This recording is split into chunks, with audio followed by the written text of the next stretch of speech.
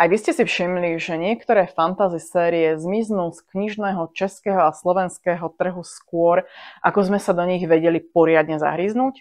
A nie, bohužiaľ nie je to preto, že by sa tie série okamžite vypredali. Je to jednoducho preto, že o nich nikto nevedel. Chcete príklad? Ten posledný je Nefritové mesto. Kto vie, ten vie. A kto čítal edičný plán hostu a sleduje ich sociálne siete, ten vie ešte lepšie. Táto trilógia bohužiaľ skončila v českom preklade druhou knihou a tretej sa nedočkáme. Prečo? No, podľa vydavateľstva Host si knihu bohužiaľ kúpilo len 300 ľudí. A prečo si ju nikto nekúpil? No už možno, že preto, že veľmi málo ľudí o tejto knihe vôbec vedelo. Reklama ale však bola. Vraj. Pravdepodobne bola ale niekde zakodovaná v nejakých tajných elfských runách a rozkodovať ju vedelo len tých 300 šťastlivcov. No a tak sme si so Stankou, áno, s tou legendárnou Stankou z čajového klubu povedali, že takúto podprahovú reklamu môžeme kľudne robiť aj my. Len dúfame, že ju budeme robiť trošku hlučnejšie. Pretože... Baby nebude sedieť v koute. Ahojte priatelia, vítajte u nás na našom kanáli. Vítam vás ja, Petra, fantasy absolútny začiatočník a Stanka, fantasy guru, ostrielená čitateľka, ktorá podľa mňa prečítala aj to, čo ešte len bude napísané. Spolu sa pokúsime priblížiť vám ten svet fantasy. Ja naozaj z toho pohľadu človeka, ktorý v tomto žánri si len tak začína máchať trošku ten prstiček vo vode. A Stanka je človek, ktorý mi dal už nesmierne cenné rady v tom, ktorou knihou začať, ktorá kniha by sa mi napríklad mohla páčiť, ktorá by mi mohla sadnúť do môjho veľmi divného a takého temného čitateľského vkusu. Takže verím, že každý si tu u nás niečo nájde a hlavne verím, že nielen my, ale hlavne vy sa budete baviť. A určite sa všetci pýtate, kde je tá legendárna Stanka?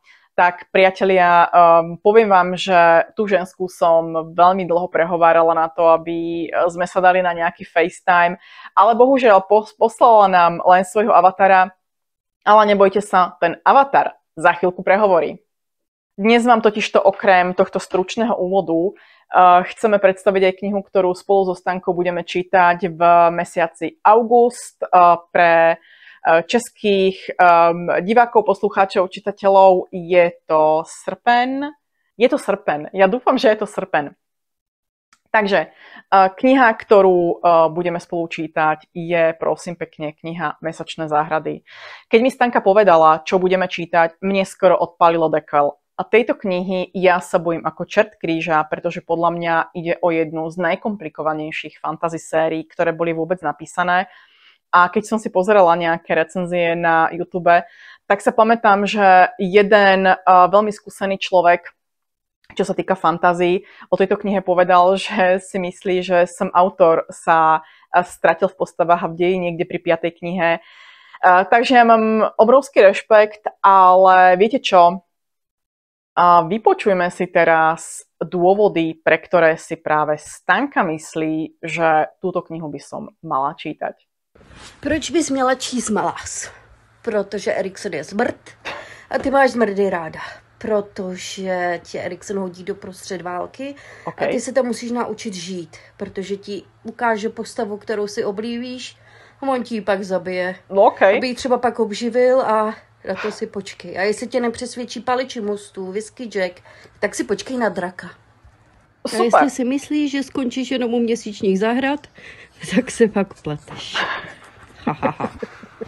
Protože to pravý zmrtství tě čeká v domě mrtvých. Enjoy. Tak priatelia, nemám čo dodať, neviem ako vy. Ja sa na túto knihu naozaj teším. A pokiaľ chcete byť súčasťou nejakej, možno že malej, dúfam, že milej komunitky, tak sa k nám pridajte. Ja budem skôr tu na YouTube, mne tie sociálne siete zase až tak moc nejdú, ale Stanku nájdete na Instagrame a na jej blogu. Takže vítajte u nás a hlavne, priatelia, dobre sa bavte.